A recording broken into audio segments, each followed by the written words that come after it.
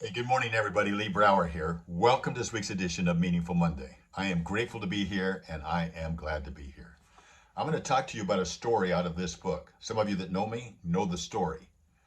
But Lynn Twist has had a huge impact on Lori and my life. Her story of she was the number one fundraiser for the Hunger Project in the world, I believe, and she had done work around the world helping to eliminate hunger. And she had a hunger to meet Mother Teresa. That had been an ambition of hers. And so, in that ambition to meet Mother Teresa, she was in New Delhi for a worldwide conference, had told a friend who knew a friend, and she had somehow made arrangements for her to meet Mother Teresa. There was a note that came in and said she can meet with you at 6 o'clock tonight. So Lynn cleared her schedule, and she got a driver, and it took him 45 minutes to find the place, but they got there on time. She gets out of the car into this humble building, and on the steps, she picks up what was just, she thought was some newspapers, but inside was a little baby, a newborn baby, little girl. And she brings her in, and all the nuns come rushing up, and they seem absolutely happy to get this little baby. And she looked around, there's 39 cribs, and in every one of those, she counted them. Every one of those cribs had at least one or two babies in it. And then on the floor, there was another 11 little 2-year-olds just playing, 1 to 2-year-olds playing on the floor. They had what that 51 counting the new baby. And so they said Mother Teresa's out. She went to bail out two teenage girls who have been arrested for prostitution. And she's bringing them back to the orphanage so they can work and help out there. So she waited, but she got to help. She got to wash the baby. She got to sing with the nuns. She got to take care of these little children. But then she looked down the hallway, and here comes Mother Teresa. She was so overwhelmed, she kind of got up to her and she fell to her knees. And she went to kiss her feet. And Mother Teresa lifted her up. They went into a little room that was very austere, had a wooden table, two wooden chairs, and they started talking. And Mother Teresa, she said, I was so impressed because Mother Teresa knew my name. She knew about the Hunger Project. She knew about the work that was being done. And we were just getting into the most amazing spiritual feeling experience that she said I'd ever had. And all of a sudden she hears a rustle. And she said, I smelled him before I heard him.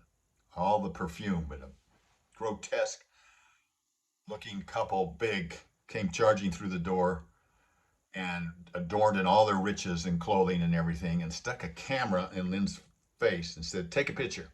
We didn't get a picture when we were in here. Picked Mother Teresa up, put her between the two of them, and stood there. They took her picture. Mother Teresa was mortified. And then the lady says, wait a second. She wasn't looking up. She wasn't looking at me. And then she says, take another one. And she reaches down, lifts Mother Teresa's chin up so that she's looking at her. And you can imagine. So they take the picture. They leave without saying thank you. They leave without saying a word. And they're gone. And Mother Teresa sat right back down, went to business. But Lynn was raging inside. She was mortified. One, how could they do that to Mother Teresa? Two, they interrupted my visit with Mother Teresa. And it ruined the moment for her. But they finished strong. They had a nice talk, and he left. And she left. And in the taxi cab on the way back, she just felt guilty, ashamed a little bit because of how she felt, but also felt rage for that couple. So she went back and wrote a letter to Mother Teresa, apologizing for her thoughts, but also apologizing for those people. And so in here is the letter that Mother Teresa, a couple weeks later, she got a letter back from Mother Teresa in her own handwriting. And basically, this is what it said. So bear with me. I think you'll find this valuable. She said, let me get over to the right page.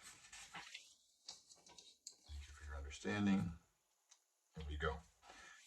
Um, she admonished me, saying that while I had expressed compassion for the poor, the sick, the faint, and the weak all my life, that would always be a place where my self expression and service would easily flourish.